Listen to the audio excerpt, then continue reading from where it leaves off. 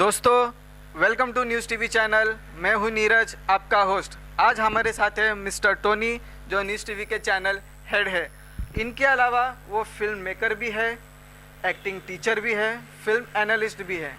Sir, मैं आपसे एक सवाल करना चाहता हूं। सर, आपको तो सब टोनी करके पुकारते हैं प्यार से सर, लेकिन हम जानना चाहते हैं, हमारी ऑडियंस जानना चाहती है, सर आपका पूरा नाम क्या है सर? भाई नीरज, मेरा पूरा नाम है जितेंद्र टवरमलानी। टवरमलानी सरनेम जो थी वो काफ़ी डिफ़िकल्ट थी प्रोनाउंस करने के लिए, तो my father made it short when I was in school. जब स्कूल में था तो पापा ने ये सरनेम टवरमलानी से टोनी कर दी। तो स्कूल में ऑफिशियली रिकॉर्ड्स में मेरी सरनेम, मेरे भाई बहन जितने भी थे हम लोग आपस में, उन सब की सरनेम टोनी थी। तो आज भी स्कूल के जितने भी फ्रेंड्स मुझे मिलते हैं तो सब टोनी के नाम से जानते हैं। तो मीडिया में आने से मुझे भी लगा कि यार ये जितेंद्र टवरमलानी नाम बहुत बड़ा लगेगा। हालांकि सब मुझे टोनी के नाम से जानते ही हैं और पुकारते भी टोनी के नाम से हैं स्कूल फ्रेंड्स और फ्रेंड सर्कल में। तो ये मीडिया में भी मेरा नाम टोनी टोनी करके फेमस हो गया, तो मैं भी खुद को टोनी करके ही एड्रेस करता हूँ। Actually my full name is Jitendra Tavarmalani, but you can call me Tony, short and sweet. Thank you sir, आपने अपना नाम बताया पूरा, लेकिन प्यार से तो आपको सब टोनी ही सर बुलाते हैं।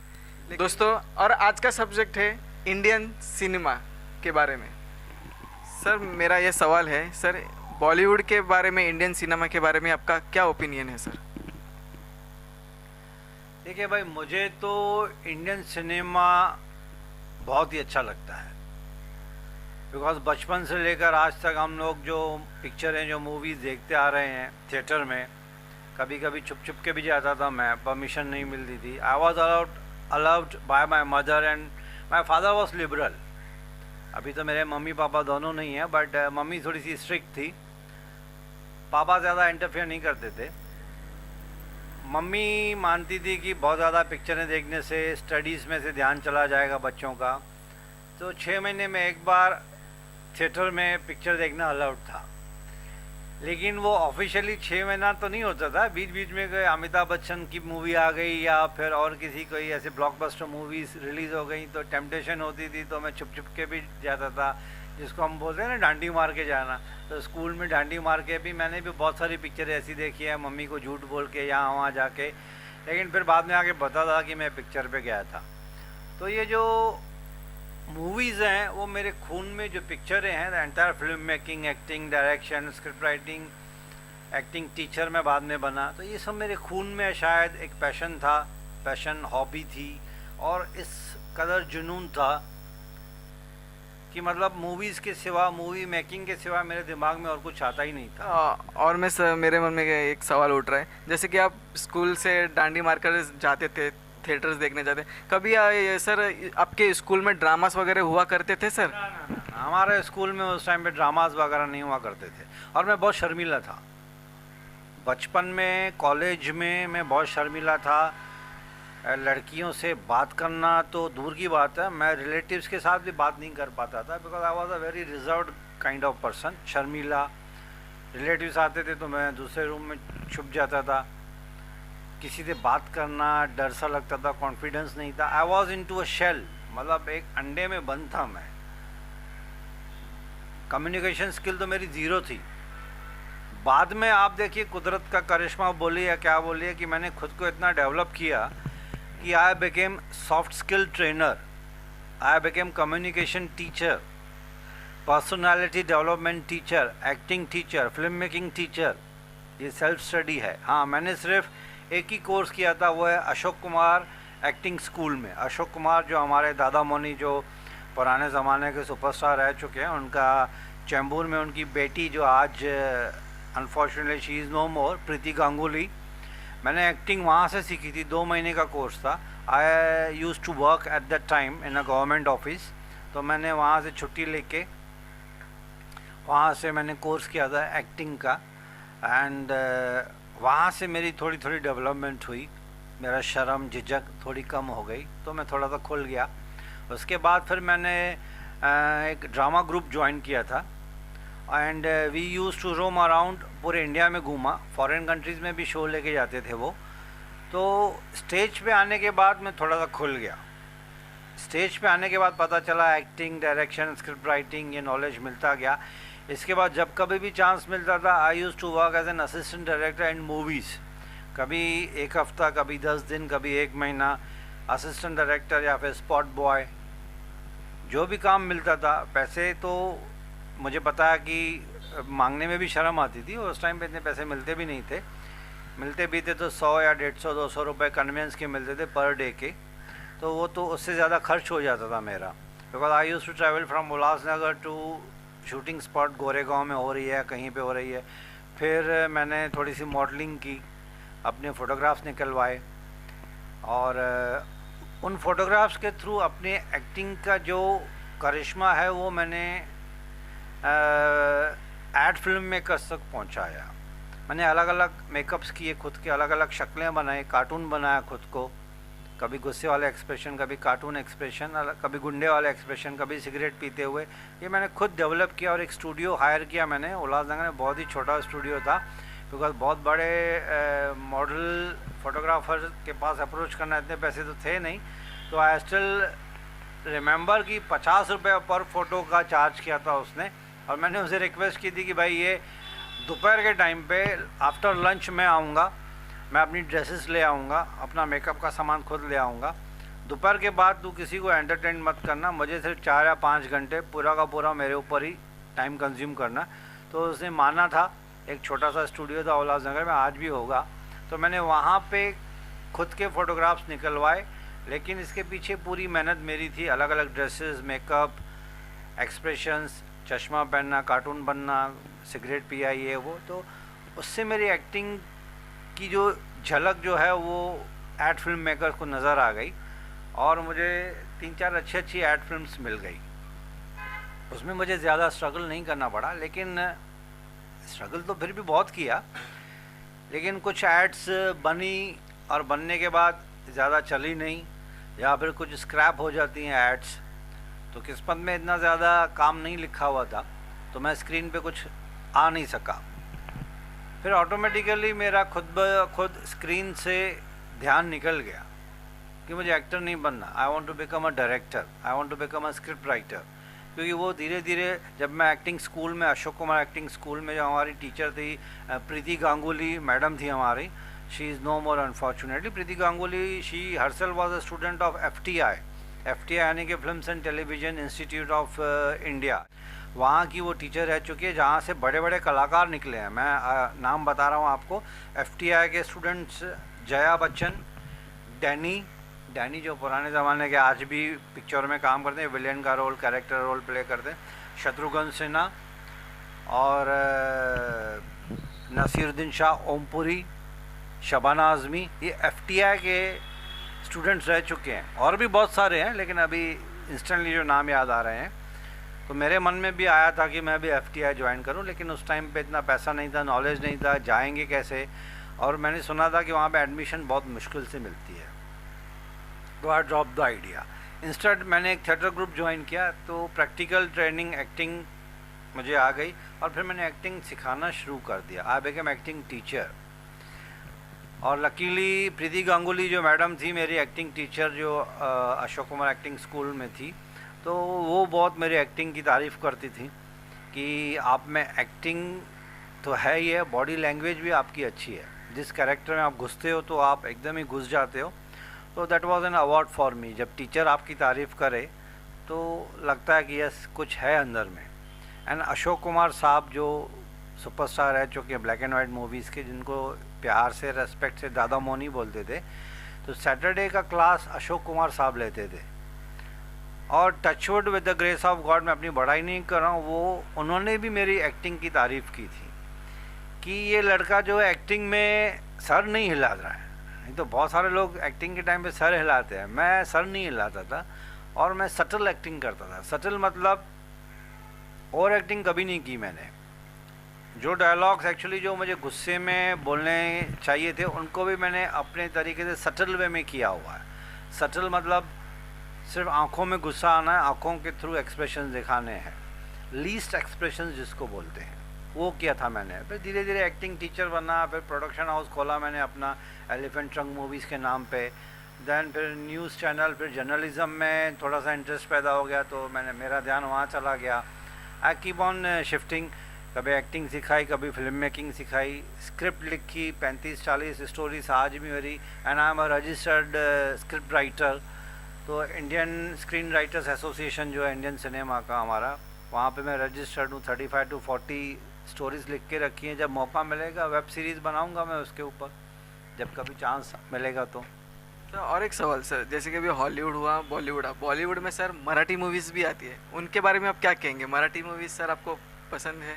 देखिए, मराठी मूवीज़ की जो एक्टिंग है ना, वहाँ के जो ज़्यादातर ऑन स्क्रीन एक्टर्स हैं, they are basically theatre actors.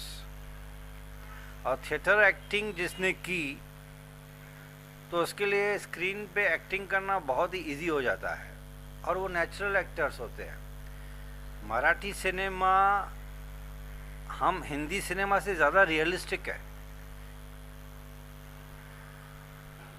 पहले इतना मराठी सिनेमा लोग नहीं देखते थे थिएटर्स में, लेकिन अब रिसेंटली पिछले 10 सालों में इतनी अच्छी अच्छी मूवीज़ बनना शुरू हो गई हैं मराठी की कि नॉन मराठी स्पीकिंग लोग भी मराठी मूवीज़ देखने जाते हैं। सर जैसे कि हाल ही में सैराट निकली थी, सैराट आई थी, नट सम्राट थी।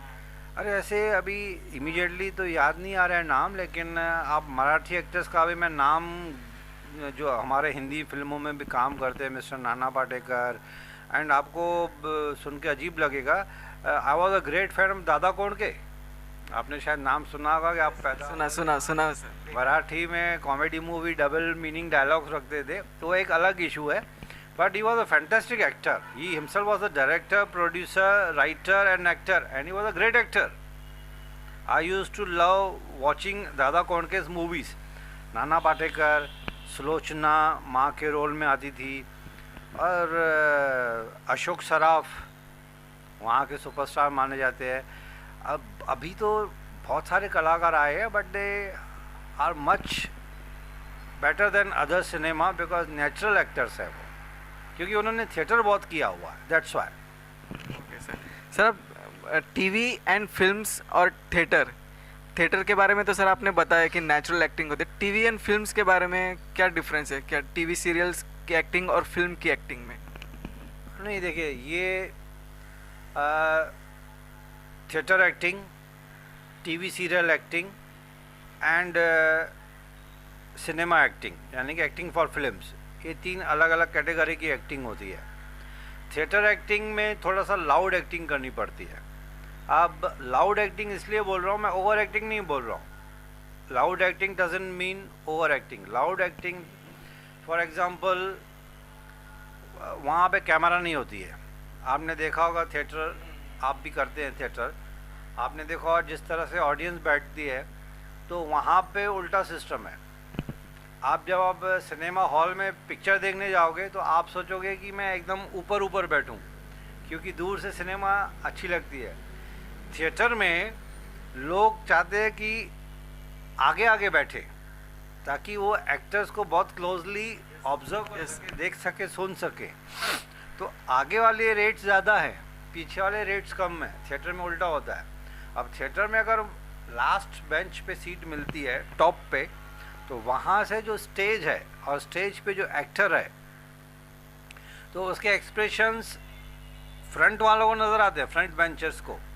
पीछे जो बैठे उनको कम नज़र आते हैं। तो इसके लिए जब हम एक्टिंग सीख रहे थे तो हम लोग को भी सिखाया जाता था। फिर मैंने भी जब सिखाना शुरू किया एक्टिंग में, when I became acting teacher, तो थिएटर की जो एक्टिंग होती है that is called loud acting, because वहाँ पे आपको हाथ ज़्यादा हिलाने पड़ते हैं, एक्सप्रेशंस बड़े बड़े देने पड़ते हैं, ताकि not only front benchers but last bencher, यानी कि जो टॉप में दूर बैठा हुआ है, वो भी आपको देख सके, आपके बॉडी को ऑब्जर्व कर सके।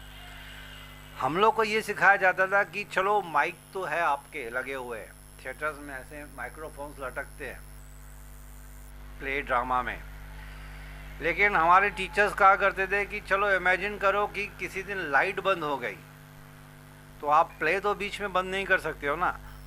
लाइट बंद मतलब माइक्रोफोन्स बंद, तो in that case you have to throw your voice you have to throw your voice, और इस हद तक आपको अपनी आवाज़ को थ्रो करना है। तो फ्रंट बेंच वाले तो सुनेंगे ही सुनेंगे, लास्ट में जो आदमी बैठा हुआ है वो आपकी बॉडी लैंग्वेज भी समझे और उसकी आवाज़ बिना माइक्रोफोन के वहाँ तक पहुँच सके। इसके लिए थिएटर में एक्टिंग के अलावा वॉइस मॉड्यूलेशन के ऊपर बहुत ज़्यादा ध्यान दिया जाता है। How to throw your voice. अब मैं तुमसे यहाँ पे बात कर रहा हूँ तो मैं धीरे बात करूँगा, मुझे किसी और से दूर है जो मेरे से, अगर मुझे उससे बात करनी होगी तो I have to throw my voice. तो that is called voice modulation. उसमें ग्राफ बनता है एक। थिएटर एक्टिंग लाउड एक्टिंग होती है, एक्सप्रेशन बड़े बड़े होते हैं क्योंकि लास्ट बेंच तक पहुंचना चाहिए। अभी we are coming to TV acting, TV serial की एक्टिंग। टीवी सीरियल में ज़्यादातर इतना क्लोजअप लिया जाता है, तो उसमें उल्टा कहा जाता है, डायरेक्टर जो टीवी सीरियल बनाते हैं वो एक्टर्स को बोलते हैं I want least acting, I want least expressions. क्यों? अगर आप थिएटर की एक्टिंग स्क्रीन पे करने की कोशिश करोगे तो बहुत ही ओवर एक्टिंग या लाउड लगेगी। क्यों? क्योंकि इतना सारा टाइट क्लोजअप लिया गया आपका। ओके, और एक्टर्स पूछते हैं कैमरामैन से कि दादा एंगल कहाँ तक लिया है? बेल्ट तक, बिलो बेल्ट, नीज तक है, फुल एंगल लिया हुआ है, वाइड एंगल है, टाइट है, जूम है, टैली है, ये सब टेक्निकल टर्म्स हैं। कैमरामैन उनको बताता है, डायरेक्टर उनको बताता है एक्टर को आगे, भाई बहुत ज़्यादा टाइट क्लोजअप है तो I want the least expression from you because camera जल्दी कैच कर लेगी। फॉर एग्जाम्पल आपको सरप्राइज के एक्सप्रेशन ऐसे किया तो ओवर एक्टिंग होती है, ये लीस्ट। तो ये इस किस्म से acting, theatre acting is different, TV serial की एक्टिंग इज़ डिफरेंट, और सिनेमा की एक्टिंग इज़ अगेन डिफरेंट। वहाँ पे भी कैमरास इतनी हाईफाई कैमरास यूज़ करते हैं कि एक छोटा सा एक्सप्रेशन भी अगर आपका गलत हो गया ना तो कैमरा कैच कर लेती है। लेकिन फ़ायदा एक ये है कि उसमें रीटेक्स है। TV serial camera electronic medium है तो उसमें रीटेक्स हैं, थिएटर में रीटेक नहीं है। एक बार गलती हो गई तो हो गई। अब उसको कवर, थिएटर में क्या होता था जब हम एक्टिंग करते थे ना तो हम एक दूसरे को क्लू देते थे, एक एक्टर दूसरे एक्टर को क्यू देता था, क्यू, और मैं याद करता था कि ये इसका यहाँ पे डायलॉग ख़त्म हो रहा है, इसका लास्ट वर्ड ये है, इसके बाद मेरा डायलॉग है, बराबर है। क्योंकि कभी कभी एक एक्टर मोनोलॉग्स बड़े बड़े बोलता था, उसके बाद दूसरा एक्टर का चांस मिलता था बोलने के लिए, या फिर डायलॉग्स होते तो आपने मेरा नाम पूछ लिया, मैंने आपको अपना नाम पूछ लिया, आपने पर्पस पूछ लिया, भाई मेरे घर पे क्यों आए हो, तो मैंने आपको जवाब दे दिया। ये तो सिंपल सा है। लेकिन कभी कभी क्या होता है कि समझो आप डायलॉग भूल गए एक, राइट, और मुझे याद है I am waiting for your dialogue to be uttered, कि आप वो कब डायलॉग बोलोगे तो उसका जवाब मुझे देना है क्योंकि वो स्टोरी से लिंक्ड है। लेकिन आप अनफॉर्चुनेटली वो डायलॉग बोलना भूल गए। जैसे कि आपको मुझे चाय ऑफ़र करनी है, फॉर एग्ज़ाम्पल मैं आपके घर पे मेहमान बन के आया हूँ, आपको मुझे चाय ऑफ़र करनी है, लेकिन आप वो डायलॉग भूल गए, तो यहाँ पे इम्प्रोवाइजेशन का चांस मिल जाता है एक्टर्स को।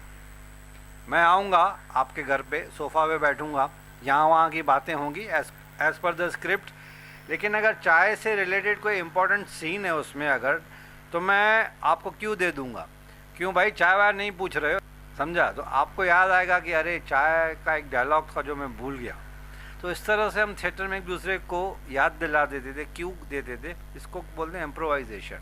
या फिर मुझे लगता था कि अरे यार ये सीन में अगर ऑन द स्पॉट इंस्टेंटली अगर कोई डायलॉग मेरे मुंह में आ गया, या मैंने ऑन द स्पॉट स्टेज पे कुछ चेंजेस कर ली डायलॉग और स्क्रिप्ट में, दैट इज़ कॉल्ड इम्प्रोवाइजेशन। उसके लिए एक अलग से सब्जेक्ट सिखाया जाता था हमको, मैं भी सिखाता हूँ इम्प्रोवाइजेशन। हर थिएटर एक्टर को इम्प्रोवाइजेशन करना ज़रूरी है और वो करते भी हैं। That's why they are called very good actors, क्योंकि वो इम्प्रोवाइजेशन में ना ही खुद को संभालते हैं, को एक्टर्स को भी संभालते हैं और उस सीन को एनहांस करके ऊपर ले जाते हैं इम्प्रोवाइजेशन के through. But improvisation should not be out of context, script के बाहर नहीं जानी चाहिए इम्प्रोवाइजेशन आपकी। सर मैं आपसे और एक सवाल करना चाहता हूँ एक्टिंग के ही बारे में, मेथड एक्टिंग और नेचुरल एक्टिंग के बारे में। सर हाँ, बहुत सारे एक्टर्स हैं जो मेथड एक्टिंग में बिलीव करते हैं, बहुत सारे एक्टर्स हैं जो नेचुरल एक्टिंग में बिलीव करते हैं, कुछ कलाकार ऐसे हैं जो दोनों को मिक्स करके एक्टिंग करते हैं, मेथड भी नेचुरल भी। अब नेचुरल की तो उसको इम्प्रोवाइजेशन भी बोल सकते हो आप।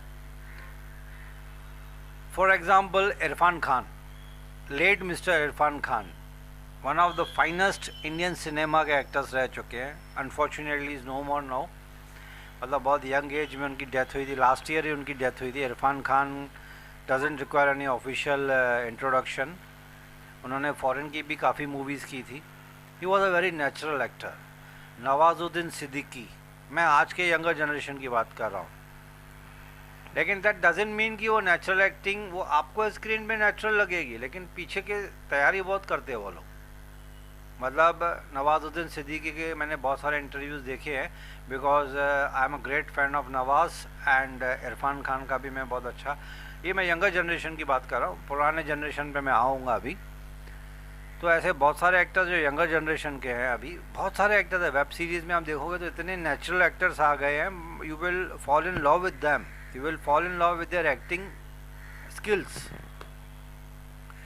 बट स्क्रीन पे आपको नेचुरल लग रही है, लेकिन मेहनत बहुत की है उन्होंने स्क्रीन पे, उन्होंने नेचुरल लाने के लिए पीछे एक्टिंग बहुत की है। अब मेथड एक्टिंग है ये है कि जैसे दिलीप कुमार साहब है थे, अनफॉर्चुनेटली कल परसों उनकी डेथ हो गई, right. Naseeruddin Shah method actor भी है और नेचुरल एक्टर भी है। पुराने ज़माने के मिस्टर बलराज शाहनी थे, संजीव कुमार साहब थे, इनको नेचुरल एक्टर्स माना जाता था। बट मैं बार बार बोलूँगा कि नेचुरल एक्टिंग उनकी स्क्रीन पे लगती थी, लेकिन बिहाइंड द स्क्रीन वो उन्होंने बहुत मेहनत की उसको नेचुरल लगने के लिए। इसको बोला जाता है एफर्टलेस एफर्ट, यानी कि वो एफर्ट्स जिसमें आपके एफर्ट्स नज़र ही नहीं आए। Expression sir, least expressions. और वो कोशिश करते थे, कैरेक्टर में घुस जाते थे। जब आप कैरेक्टर में घुस जाओगे, स्क्रिप्ट समझ लोगे, अपने कैरेक्टर को समझ लोगे कि मुझे चोर का कैरेक्टर करना है, मुझे गरीब का कैरेक्टर प्ले करना है, एक अमीर का करना है, बराबर है।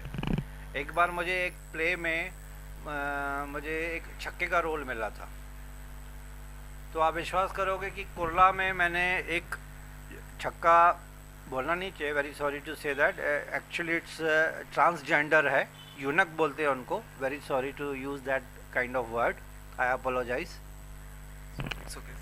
ट्रांसजेंडर या यूनक्स जो हैं, मैंने उसको फॉलो किया था कुर्ला स्टेशन पे, किस तरह से वो ताली बजाते हैं, किस तरह से पैसा मांगते हैं, किस तरह से चलते हैं, बराबर है। अगर किसी ने उनको पैसा दे दिया तो दुआएं किस तरह से देते हैं, किसी ने पैसे नहीं दिए तो उनके साथ थोड़ा बहुत कभी कभी झगड़ा भी करते थे, वो किस तरह से, मतलब उसका पूरी बॉडी लैंग्वेज मैंने 1 या 2 घंटा उसको फॉलो किया मैंने। और वो जब नेक्स्ट डे जब मुझे वो प्ले करने को मिला था, it was not exactly a play, it was kind of scene, मतलब वो स्किट बोलते हैं जिसको हम, स्किट, कि भाई ये स्किट है जिसमें मुझे वो रोल प्ले करना यूनक एंड ट्रांसजेंडर का। तो मैंने वो दिमाग में वो रखा, बॉडी लैंग्वेज, डायलॉग। हालांकि यहाँ पे हमारे इंडियन सिनेमा में उसको ओवर एक्टिंग बहुत किया, यार है राजू क्या बोलता है तो, ये थोड़ा ओवर एक्टिंग करके उन्होंने थोड़ा सा लाउड कर दिया। सब यूनक्स ऐसे बात नहीं करते, आप रास्ते पे देखोगे तो इज़्ज़त के साथ पैसा मांगते हैं, अगर नहीं है तो वो इज़्ज़त के साथ आपको ज़्यादा परेशान भी नहीं करते ऐसा। लेकिन वो फिल्म में लाउड इसके लिए दिखाते हैं क्योंकि अगर कोई कैरेक्टर है तो उसको लाउड दिखाएंगे तो पब्लिक को शायद मज़ा आएगा।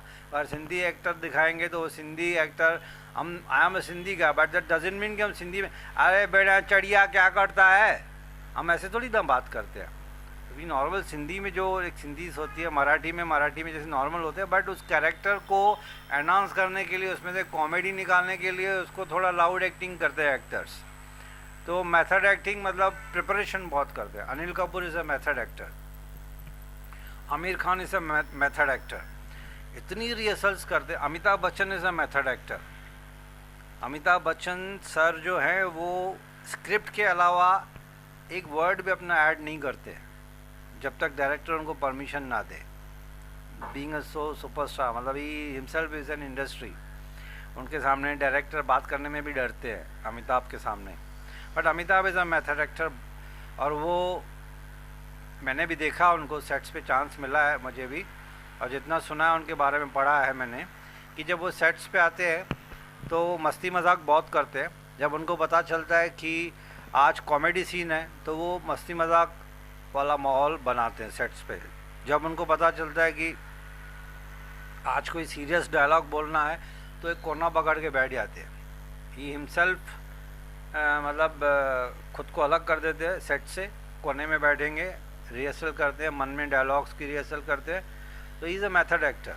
Aamir Khan is a method actor, Anil Kapoor is a method actor. Rehearsals बहुत जो करते हैं ना उनको मेथड एक्टिंग बोलते हैं। एक लाइन को फॉलो करते हैं कि इस तरह से मुझे बॉडी लैंग्वेज यूज़ करना है, इस तरह से एक्सप्रेशन, पहले से ही मन में प्रिपरेशन बहुत कर लेते हैं कि ये डायलॉग में मुझे ये लेफ्ट हैंड उठाना है, ये डायलॉग में मुझे राइट हैंड उठाना है, ये डायलॉग में मुझे एक ही उंगली उठानी है, 4 बार उठानी है, my Lord my Lord my Lord my Lord, 4 बार मुझे टेबल पे बैंग करना है। वो सब प्रिपरेशन करके, that is called method acting. एक पैटर्न फॉलो करना जिसको बोलते हैं। बहुत सारे एक्टर्स ऐसे होते हैं कि एक बार डायलॉग, सिर्फ डायलॉग देखेंगे, याद करेंगे डायलॉग को। शत्रुघ्न सिन्हा साहब, उनकी मेमोरी पावर इतनी ज़बरदस्त है। सेट्स पे बहुत लेट आते थे लेकिन वो पूरा का पूरा टाइम कवर कर लेते थे। डायलॉग्स, मेकअप भी चल रहा है उनका, उनके असिस्टेंट डायलॉग बोलते जा रहा है, हाँ भाई तू डायलॉग बोलते जा। और एक बार डायलॉग सुना शत्रु सर ने, मतलब that was sufficient for him, और वो डायलॉग पूरा का पूरा स्क्रीन पे कैमरा एक बार ऑन हुई तो बोल देते थे। That was a very great skill of mister Shatrughan Sinha. दूसरा, नेचुरल एक्टिंग ऐसे होता है कि एक बार डायलॉग पढ़ा और एक बार कैमरा ऑन हो गई और वो डायलॉग बोल दिया, क्योंकि कैरेक्टर में इस तरह से घुस गए कि फील करवा दिया खुद को कि मैं चोर हूँ, मैं बुढ़ा हूँ, मैं लंगड़ा हूँ, मैं अंधा हूँ, मैं अमीर हूँ, मैं गरीब हूँ, फील करवा दिया। बट दैट डजंट मीन कि मेथड एक्टर फील नहीं करवाते खुद को। मेथड एक्टर्स रिहर्सल्स बहुत करते हैं, नेचुरल एक्टर्स भी रिहर्सल्स करते हैं, लेकिन कुछ कुछ है एक्टर्स ऐसे जो बहुत ज़्यादा रिहर्सल नहीं करते, क्योंकि उनका मानना होता है कि बहुत ज़्यादा रिहर्सल करने से ना नेचुरलनेस निकल जाएगी उसकी। तो उसके लिए सिर्फ डायलॉग्स पढ़ते हैं माइंड में और स्क्रीन पे आके शुरू हो जाते हैं, तो उनकी एक्टिंग बहुत नेचुरल लगती है। सर गोविंदा सर भी नेचुरली करते, जबकि मैंने एक स्टार प्लस पे एक सीन डांस शो था, उन्होंने कहा था कि ऑडियंस ने उन्हें कहा था कि सर एक स्वर्ग फिल्म का डायलॉग बोल के बता सब। सर उन्होंने तुरंत वो डायलॉग मतलब तभी का तभी बोल के उन्होंने बताया था। जी, Govinda was a complete actor. आप उनको एक्टर कम सुपरस्टार बोल सकते हैं, क्योंकि उनकी बहुत सारी मूवीज़ काफ़ी मतलब पैसा कमाया, नाम कमाया। And I consider Govinda as a complete entertainer. He is a very good dancer, he is a very good comedian. गुस्से वाली एक्टिंग, रोने वाली एक्टिंग, डांसर तो मैंने बता ही दिया था। मतलब ये जो एक स्टार मटेरियल चाहिए वो सब कुछ है उनमें। तो मेथड हो या नेचुरल हो, he was liked by one and all.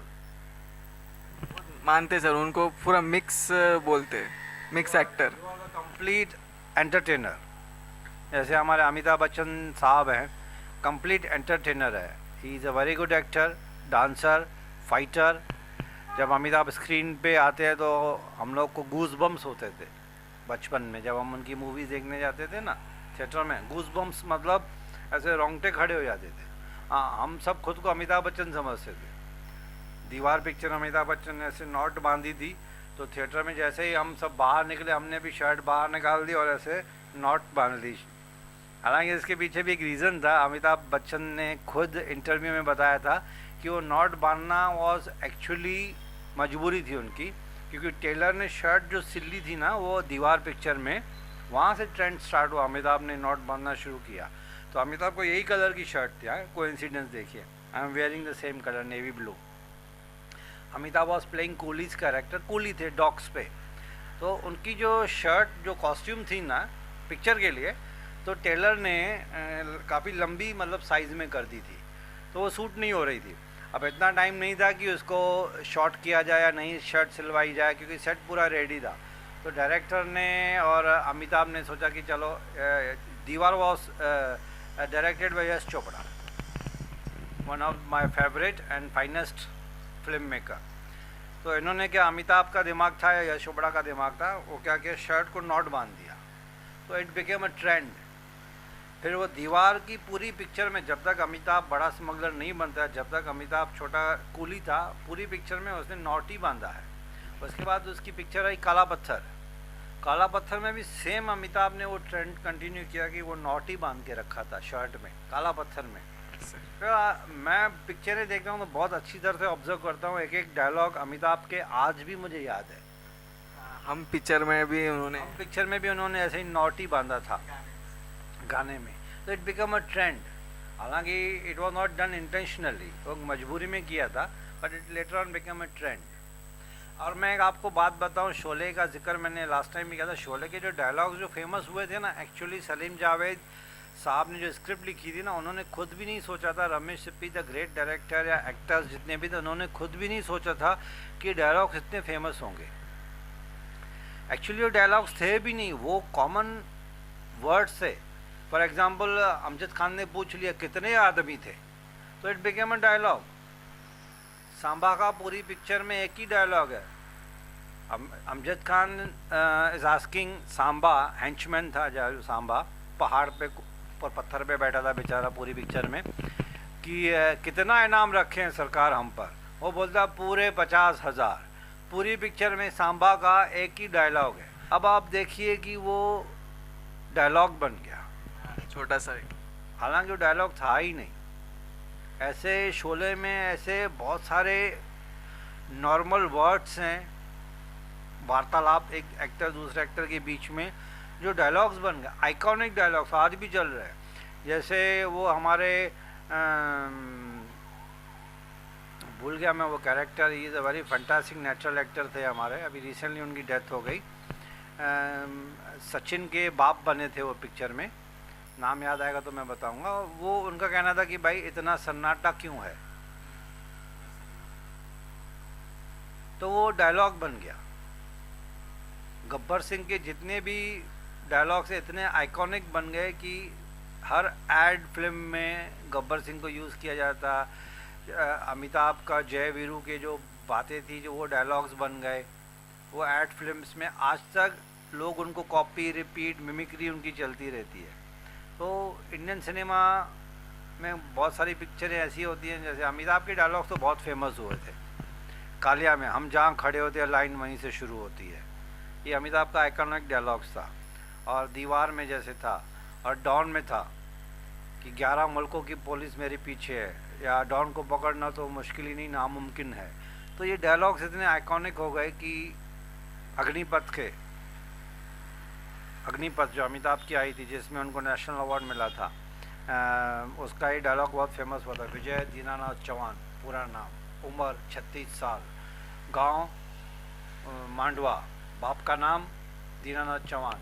मतलब ये डायलॉग इतना फेमस हुआ कि मतलब उसके ऊपर मिमिक्री, उसके ऊपर एड फिल्म्स बनाना, लोगों ने आपस में मस्ती मजाक में बोलना शुरू कर दिया। मैं और मेरा एक दोस्त था, हम लोग मस्ती मजाक करते थे, because we both were Amitabh fan. और अग्निपथ तो इतनी अच्छी थी कि जब कभी भी टेलीफोन, ऑफिस में टेलीफोन बजता था ना, तो हम बोलते थे बहुत गलत चीज़ बना ये टेलीफोन। वो अग्निपथ का डायलॉग है, आदमी सोचता कुछ है, बोलता कुछ है, करता कुछ है, ये बहुत गलत चीज़ बना है टेलीफोन। ये डायलॉग्स हमारे दिल दिमाग में भी बैठ गए थे। तो मैंने आपको बता दिया, मेथड एक्टिंग में रिहर्सल्स बहुत करते हैं और नेचुरल एक्टिंग में रिहर्सल्स कम करते हैं। और एक बार कैमरा ऑन हो जाती है तो उसको बोलते हैं switch on and switch off actors. जैसे कि हमारी लेट सुपरस्टार श्रीदेवी थी, she was switch on and switch off. वो ऑफ द स्क्रीन जब सेट्स पे बैठती थी तो मस्ती मजाक का माहौल था, मस्ती करेगी बैठ के। जब एक बार कैमरा ऑन हो गई तो रोना धोना जो भी सीन था, that is called switch on switch off. वो नेचुरलनेस, सी कुछ some actors are born actors, some actors are made actors, यानी कि एक्सपीरियंस करते करते करते करते करते सीखते सीखते अच्छे एक्टर्स बन गए। ओके, जैसे कि संजय दत्त है, he is not a born actor, okay, he is born to an actor। Nargis और सुनील दत्त का बेटा था। आप संजय दत्त की स्टार्टिंग की मूवी देखोगे तो आपको लगेगा कि उसकी एक्टिंग में इमेच्योरिटी थी, बट धीरे धीरे उसकी एक्टिंग में इतनी अच्छी मैच्योरिटी आ गई. Today he is a superstar. Munna भाई MBBS में से संजय दत्त को निकाल दो तो आप इमेजिन ही नहीं कर सकते हो कि मतलब उसके बगैर मुन्ना भाई MBBS बन भी सकती है या वास्तव. उसका नाम ही बढ़ गया था मुन्ना, बराबर है. तो कुछ मूवीज़ ऐसी हैं जो एक्टर्स के दम पे ही चली. सर मेरा और एक सवाल है स्क्रिप्ट के ऊपर और स्टोरी के ऊपर. तो स्क्रिप्ट और स्टोरी में सर क्या डिफरेंस है? अच्छा, यू मीन टू से कि what is the difference between story and script. देखिए, स्टोरी क्या होती है कि एक स्टोरी लाइन होती है. एक स्टोरी दिमाग में आ गई बैठे बैठे कि यार ये मर्डर हो गया, ऐसे हो गया, एक 2-3 पेज की स्टोरी मैंने लिख दी. बट उसके ऊपर तो पिक्चर नहीं बना सकते हो ना. ये रिक्वायर कंप्लीट स्क्रिप्ट. स्क्रिप्ट यानी कि जिसमें scenes, narrations, dialogues between the actors, characters and मतलब स्टार्ट टू फिनिश इतनी मोटी सी कितनी सीन्स होनी चाहिए उसमें पूरी पिक्चर में. 2 घंटे की 3 घंटे की मूवी है तो ईच एंड एवरी डायलॉग जब उसमें लिखे जाते हैं, उसमें ये भी नरेशन भी लिखा जाता है कि डे सीन है, नाइट सीन है, शाम के 5 बजे हैं, अंदर का सीन है, इंडोर है, आउटडोर है, कैरेक्टर्स बेडरूम सीन है कि सोफ़ा पे बैठ के बात कर रहे हैं, डाइनिंग टेबल पे खाना खा रहे हैं. तो ईच एंड एवरी नरेशन के साथ जब लिखा जाता है ना, तो स्टोरी जब डेवलप होके होके होके होके स्क्रिप्ट बनती है. That is called bound script. आपने देखा होगा इतनी मोटी स्क्रिप्ट बन जाती है. उसको स्पायरल बाइंडिंग करते हैं और एक एक एक्टर को वो स्क्रिप्ट दी जाती है कि आप घर पे बैठ के आराम से तैयारी करो इसको. बहुत सारे डायरेक्टर्स तो रिहर्सल्स भी लेते हैं. एक्चुअल पिक्चर स्टार्ट होने से पहले बाहर काफ़ी बारिश हो रही तो हो सकता है आपको इस बारिश की आवाज़ में डिस्टर्बेंस हो सकता है. काफ़ी तेज़ बारिश हो रही है बाहर. तो खैर मैं ये बोल रहा था कि स्टोरी लाइन होती है और उसको जब डेवलप करते हैं तो वो स्क्रिप्ट बनती है. सर ये जो सुपरस्टार जो वर्ड है सर, तो उस टाइटल वर्ड, हाँ टाइटल वर्ड. सर ये नाम दिया कैसे फिल्म इंडस्ट्री को, हीरो या एक्टर्स? इसके पीछे एक छोटी सी कहानी है. ये जो सुपरस्टार जो वर्ड था ना, सबसे पहले राजेश खन्ना को दिया गया था. पहले देयर वर एक्टर्स, मतलब एक एक्टर्स ही बोला जाता था. दिलीप कुमार, राजेंद्र कुमार, ये सब एक्टर्स बोला जाता था. Rajesh Khanna became a phenomena, यानी कि इतना मशहूर, इतना फेमस हो गया राजेश खन्ना, उसके गाने, उसकी मूवीज़, कि गिनीज बुक ऑफ रिकॉर्ड में इसका नाम आ गया कि 15 movies in a row, I repeat 15 movies in a row उसकी सुपर डुपर हिट गई 4-5 साल में. तो उसके पीछे एक नया टाइटल आ गया, ही is a superstar. He is not a star, he is a super star. मतलब सब स्टार्स के ऊपर सुपरस्टार. तब से ये टाइटल पैदा हुआ है सुपरस्टार. मतलब actually that was given to mister Rajesh Khanna, late mister Rajesh Khanna, and no doubt he deserves to be called as a superstar, क्योंकि उसकी मूवीज़ जो राजेश खन्ना की, this is my personal opinion, Rajesh Khanna was the ultimate romantic hero. ना इसके पहले कोई ultimate romantic hero था, ना राजेश खन्ना के बाद कोई अल्टीमेट रोमांटिक हीरो बना है. जैसे अमिताभ को एक young man, angry young man का टाइटल दिया गया था, एंग्री यंग मैन. और अमिताभ जैसा स्टार ना पैदा होगा, ना राजेश खन्ना स्टार कभी पैदा होगा. आपने जैसे अभी कहा रोमांटिक हीरो के बारे में, जैसे कि अब राजेश खन्ना थे, सभी राजेश खन्ना के बाद अब शाहरुख खान को भी रोमांटिक ऑफ किंग कहा जाता है सर. उसको ये नाम कहा है, किंग ऑफ रोमांस, रोमांस. देखिए अभी ये टाइटल कौन देता है? ये टाइटल देते हैं, पहले मैगजीन्स वाले देते थे, सिनेब्लिस, स्टारडस्ट, फिल्म फेयर. इनके राइटर्स जो थे वो भी बहुत रिसर्च करते थे, सारा दिन दिमाग लड़ाते थे कि यार समथिंग न्यू कुछ क्रिएट किया जाए, पब्लिक को मज़ा आना चाहिए पढ़ने में. इसके बाद आया टीवी सीरियल्स आ गए, अपना फिल्म रेटिंग्स आ गई, फिल्म क्रिटिक्स आ गए, फिल्म एनालिस्ट आ गए.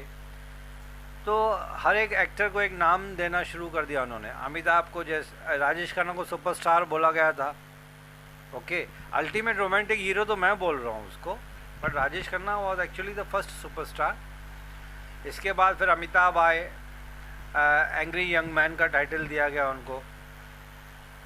इसके बाद आए शाहरुख खान, अब उसको भी तो कोई टाइटल देना था ना। Shahrukh Khan was called as Badshah Khan, okay, king Khan, king of romance. वो इसलिए शाहरुख खान को टाइटल दिया गया था क्योंकि यश चोपड़ा की स्टार्टिंग में शाहरुख खान ने 5-6 ऐसी मूवीज़ की which were purely romantic, Veer Zaara, then Dilwale Dulhania Le Jayenge, दिल तो पागल है, और इसके बाद फिर कल हो ना हो करण जौहर की।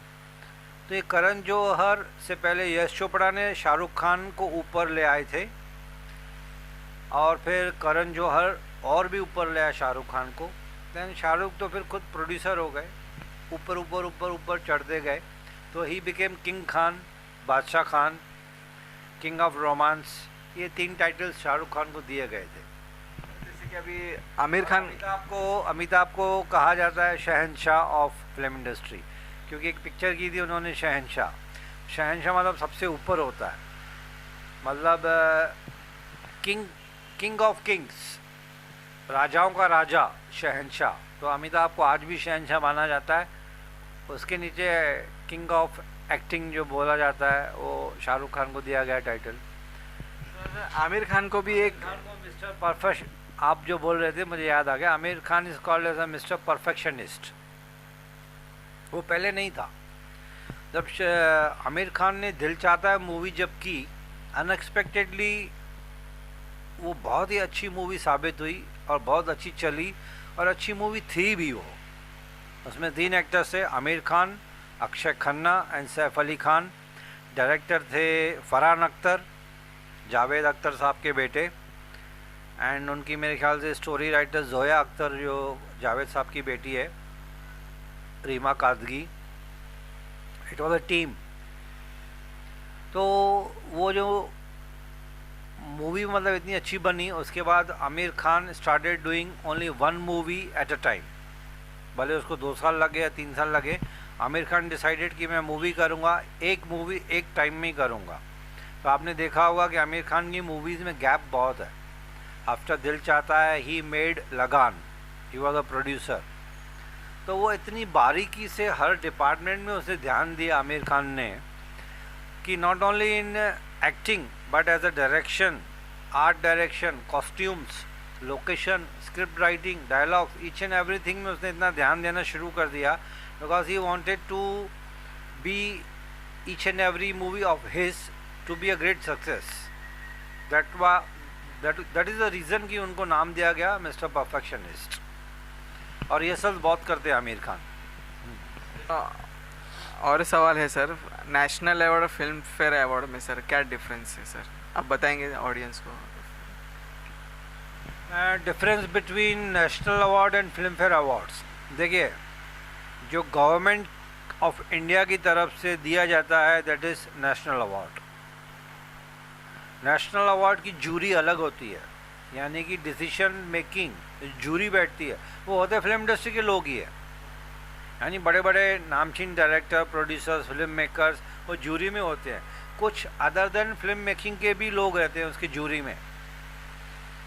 वो डिसाइड करते हैं कि ये नेशनल अवार्ड किसको दिया जाए, और नेशनल अवार्ड इंडिया का one of the best award माना जाता है, सबसे हाईएस्ट लेवल पे नेशनल अवार्ड है। लेकिन उसमें कुछ गाना बजाना, ये वो डांस शो वगैरह कुछ नहीं होता है। नेशनल अवार्ड हमेशा प्रेसिडेंट ऑफ इंडिया देते हैं, राइट। बड़ी मुश्किल से 1-2 बार कभी ऐसे हुआ है कि वो प्रेसिडेंट ऑफ इंडिया अवेलेबल नहीं है, फॉर एग्जांपल, वो बहुत रेयर केसेस में ऐसे हुआ है। तो ब्रॉडकास्ट मिनिस्ट्री के जो चीफ होते हैं, मिनिस्टर होते हैं, उन्होंने शायद दिया होगा, but normally it's a trend, national award is always given by president of India. और बाकी जो अवार्ड्स हैं उसके जो सबसे पुराना अवार्ड है फिल्म फेयर अवार्ड, तो मेरे ख्याल से 50-60 सालों से चलते आ रहा है film fair award. Sir life time achievement award के बारे में आप क्या बोलना चाहेंगे, वो क्या है sir life time achievement award? देखिए, life time achievement award actually कोई ऐसे, अब जितने एक्टर्स हैं जिन्होंने 50 साल 40 साल 60 साल फिल्म इंडस्ट्री में काम किया है, तो उनको इज्जत बख्शने के लिए एक नए किस्म का अवार्ड निकाला था। देखिए, best actor, best villain, best music director, ये सब अवार्ड्स ऑलरेडी थे। तो फिल्म इंडस्ट्री के कुछ बड़े लोगों ने ये सोचा होगा कि इतने सारे एक्टर्स हैं जो सीनियर एक्टर्स बैठे हुए हैं, कि उनको, जिन्होंने अपना योगदान दिया हुआ है फिल्म इंडस्ट्री को, the people who have worked in film industry for 30, 40, 50, 60 years, तो उनके लिए भी कुछ अवार्ड होना चाहिए, बिकॉज उनका कंट्रीब्यूशन बहुत है फिल्म इंडस्ट्री में। तो इसके लिए एक नया अवार्ड बनाया गया, आज से नहीं काफ़ी सालों से चल रहा है, life time achievement award. Sir और एक सवाल है सर, फिल्म इंडस्ट्री में कितने डिपार्टमेंट्स होते हैं? मैंने बताया ना आपको, फिल्म इंडस्ट्री में बहुत सारे डिपार्टमेंट होते हैं, script writing, art direction, costumes, fight master, choreography यानी कि dance director, and makeup man, stunt man, और आजकल एक नया कॉन्सेप्ट आया कास्टिंग डायरेक्टर। पहले कास्टिंग खुद डायरेक्टर्स करते थे, लेकिन अभी उसके लिए भी बहुत सारे कास्टिंग डायरेक्टर्स आ गए, कंपनीज खुल गई हैं। जो मेन हीरो हीरोइन तो डायरेक्टर सिलेक्ट कर लेता है, बाकी जो कैरेक्टर आर्टिस्ट होते हैं, डॉक्टर, भाई का रोल, दोस्त का रोल, माँ बाप का रोल, चाचा चाची का रोल, छोटे मोटे गुंडे का रोल, ज़मींदार का रोल, पुलिस इंस्पेक्टर का रोल, आपने देखा होगा कैरेक्टर आर्टिस्ट बहुत होते हैं, whether it is TV serial, web series और प्रॉपर मूवी। तो कास्टिंग डायरेक्टर अलग से एक नया डिपार्टमेंट ऐड हो गया आजकल, अभी रिसेंटली ये 4-5 सालों से ऐसे हो रहा है। बाकी बहुत सारे डिपार्टमेंट्स मैंने आपको बता दिए। Thank you sir. और एक सवाल है सर कि फिल्म के इंडस्ट्रीज़ के बारे में, कि अभी बरसों से चली आ रही है सब, उन्हें तो अब 100 ईयर्स तो कंप्लीट हो चुके हैं ना सर फिल्म इंडस्ट्रीज़ को? फिल्म इंडस्ट्री को, Indian cinema has completed 100 years बहुत पहले, मेरे ख्याल से अभी तो 108 या 110 साल हुए होंगे।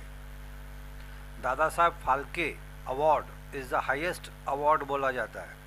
दादा साहब फाल्के अवार्ड, जो एक मराठी स्पीकिंग पर्सन थे, महाराष्ट्रन थे, उन्होंने सबसे पहले इंडियन फिल्म इंडस्ट्री चालू की थी। आप मूवी देखिए दादा साहब फाल्के अवार्ड की, अभी रिसेंटली 15-20 दिन पहले मैंने इसमें किसी वेब चैनल पे या कहीं पे देखी थी मैंने, डिजिटल प्लेटफॉर्म पे, दादा साहब फाल्के ने किस तरह से पिक्चर बनाना शुरू किया, अपना घर बार बेचा, पैसे बेचे, पत्नी का गोल्ड बेचा, इतनी बड़ी रिस्क ली, फॉरेन कंट्री गए, लंदन गए, वहाँ से कैमरा और इक्विपमेंट्स खरीद के लेके आए, फिर यहाँ पे एक मूवी बनाई, that was a silent movie.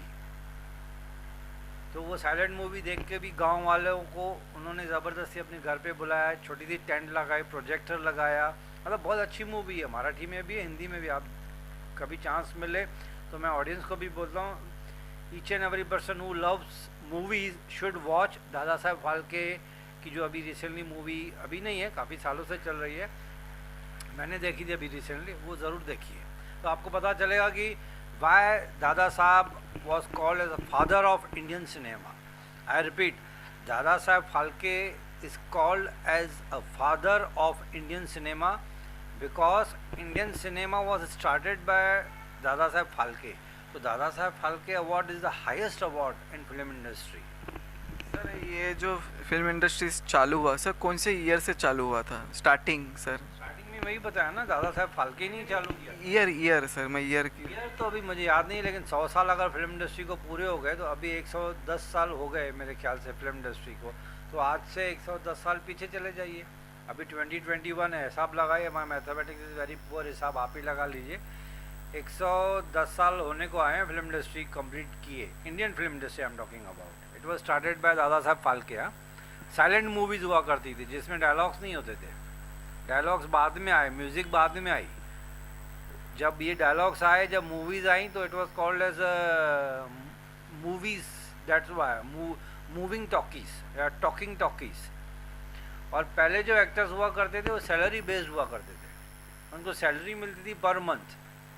Ashok Kumar, Devanand, Sehgal साहब या जितने भी बड़े बड़े एक्टर्स हैं ना, उन सबको मंथली सैलरी मिलती थी और प्रोडक्शन हाउसेस हुआ करते थे, बॉम्बे टॉकीज़, ऐसे बहुत सारे प्रोडक्शन हाउसेस थे जो एक्टर्स को सैलरी बेस्ड अपने पास बुलाते थे। काम हो ना हो आपको स्टूडियो में आके बैठना ही है।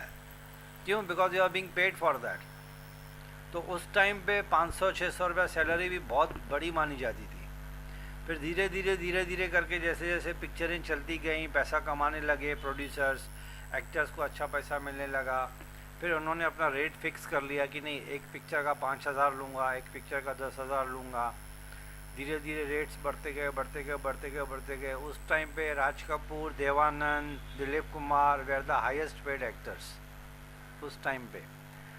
Then came mister Amitabh Bachchan after Rajesh Khanna. Then Amitabh Bachchan was the highest paid actor. मुझे आज भी याद है, मैंने किसी मैगजीन में पढ़ा था, जब नमक हलाल पिक्चर उनकी बन रही थी, नमक हलाल, जिसमें शशि कपूर थे, अमिताभ थे, प्रवीण बाबी थी, जिसका वो गाना बहुत फेमस हुआ था, पग्गू घुंघरू बांध मीरा नाचे, बप्पी लहरी की म्यूज़िक थी। उस टाइम पे मैंने सुना था mister Bachchan was paid 65 lakhs। तो काफ़ी फिल्म इंडस्ट्री हिल गई थी कि इतना पैसा किसी स्टार को। अब एग्जैक्टली तो मुझे भी नहीं मालूम है, मैगजीन में या न्यूज़पेपर में कहीं पे पढ़ा था, बट उस टाइम पे जो 1980s और 1990s में जो मूवीज़ बनी थी ना, या उसके पहले, तो 1990s में जैसे अमर अकबर एंथनी, आपकी दीवार, ये जो मूवीज़ थी ना, वो 1 या 1.5 करोड़ में बन जाती थी। 60 लाख, 70 लाख, 80 लाख में मूवीज़ बनती थी, जिसमें बहुत ज़्यादा बड़े एक्टर्स नहीं हुआ करते थे। अगर बड़े बड़े एक्टर्स ले लिया आपने, राजेश खन्ना, जितेंद्र, अमिताभ, धर्मेंद्र, इनको लिया, तो आपकी मूवी की बजट 1980s 90s में, 1975 में 1 करोड़ 1.5 करोड़ के में एक मूवी बनती थी। आज एक एक एक्टर, सुपरस्टार्स 30 करोड़ 40 करोड़ सिर्फ उनकी फ़ीस है। खान्स में से देखिए, जो भी तीनों चारों सुपरस्टार्स हैं, अब तो वो खुद प्रोड्यूसर हो गए हैं, तो बट नेचुरल फीस का तो सवाल ही नहीं होता है। लेकिन they use to charge somewhere in between 25 crore से लेकर 50 करोड़। मूवी सर बनती है 200-300 करोड़ में। ये मूवीज़ की बजट है 100 करोड़ से लेकर 200 करोड़, तो मामूली बात है। अब बाहुबली इतनी ह्यूज थी कि दैट क्रॉस 200 करोड़, बजट भी उसकी बहुत ज़्यादा थी। अब जो नए नए जैसे जैसे मूवीज़ बनती जाएंगी, बट नेचुरल वो बजट बड़ी होगी, उसमें से पैसा भी ज़्यादा कमाएंगे, क्योंकि वर्ल्ड मार्केट खुल गया अभी। मतलब Indian movies are liked by gulf countries, China, South Asian countries, UK, US. फिर अभी थोड़ा ऐसे ऐसे करके सर मूवीज़ के सिनेमा और बढ़ते जाएंगे, और भी क्वालिटी आती रहेगी सर उसमें। जैसे कि अभी आ रहा है सर, ग्राफिक आ रहा है, वीएफएक्स आ रहा है, और भी कुछ अलग। अभी तो बीच में यहाँ तक भी मैंने सुना था कुछ टाइम पहले कि ऐसी कैमरास बनाने की कोशिश कर रहे हैं जिसमें बुढ़ा एक्टर भी जवान लगे। You are getting my point? और ये सीरियसली ऐसी कैमरास बनाने के चक्कर में है कि जिसमें आपके रिंकल्स और बुढ़ा एक्टर भी जवान लगेगा। अभी तो कंप्यूटर के थ्रू उसको जवान, अभी रजनीकांत सर है, इज़ ऑलमोस्ट 65-70 ईयर्स के एज के हैं, लेकिन he is still working as a lead actor. Robot 1, robot 2, Shivaji, the boss, उसमें रियल में तो उनको बाल ही नहीं है, और he is very dark complexion है उनका। रियल लाइफ में आप रजनीकांत को देखोगे स्क्रीन पे, रजनीकांत तो आपको पहचानने में बहुत डिफ़िकल्ट होगी कि वही आदमी है। तो कंप्यूटर्स और ग्राफिक्स और प्रोस्थेटिक जो मेकअप है वो इतना कमाल का है कि पतले को मोटा करना, मोटे को पतला करना, और बुढ़े को जवान करना। अब 70 साल के रजनीकांत या 65 ईयर्स की जो एज है उनकी, उसमें आप देखोगे तो लगता ही नहीं है कि ये रजनीकांत है। उनकी विग इतनी अच्छी होती है, उनका मेकअप इतना अच्छा होता है कि वो डार्क कम्प्लेक्शन होने के बावजूद भी is looking very fair on screen. तो ये कमाल, तो इसी डेवलपमेंट तो हर फील्ड में आ रही है। कंस्ट्रक्शन हो, फिल्म इंडस्ट्री हो, साइंस हो, मेडिकल साइंस है, टेक्नोलॉजी तो हर फील्ड में बढ़ रही है, तो फिल्म इंडस्ट्री पीछे कैसे रहेगी? सर और एक आखिरी सवाल है मेरा, सर मोनोलॉग और डायलॉग का डिफरेंस क्या है सर, आप बताएंगे? What is the difference between monologue and dialogue? अभी जो हम आपस में बात कर रहे हैं, आप मेरे से सवाल पूछ रहे हो, मैं जवाब दे रहा हूँ, दिस इज़ डायलॉग। जब दो कैरेक्टर्स, दो इंसान आपस में बात करते हैं तो डायलॉग कहा जाता है। अब अगर फॉर एग्जांपल जैसे कि मैं बुलेटिन, न्यूज़ टीवी बुलेटिन पढ़ूंगा तो मैं सिर्फ अकेले कैमरा में बात कर रहा हूँ, दैट इज़ मोनोलॉग। बहुत सारी पिक्चरों में आपने देखा होगा, जैसे कि दीवार पिक्चर में अमिताभ शिव शंकर भगवान के मंदिर में जाते हैं और वहाँ पे एक बहुत अच्छा फेमस डायलॉग है उनका कि आज खुश तो बहुत होगे तुम, कि जो आदमी कभी तुम्हारे मंदिर की सीढ़ियाँ नहीं चढ़ा, आज वो तुम्हारे सामने झोली फैलाए खड़ा है। That is monologue. हालांकि is talking to Lord Shiva, but Lord Shiva थोड़ी ना उनसे बात कर रहा है या जवाब दे रहा है, तो उसको कहते हैं मोनोलॉग, जो अकेले डायलॉग स्क्रीन पे बोला जाए। या फॉर एग्जांपल कोई पॉलिटिशियन अगर माइक लेके अकेले जब बात करते हैं ऑडियंस के साथ, पब्लिक के साथ, तो दैट इज़ कॉल्ड मोनोलॉग। और दो कैरेक्टर्स के बीच में या मोर देन टू कैरेक्टर्स के बीच में जब बातें होती है तो दैट इज़ कॉल्ड डायलॉग। ये डिफरेंस है।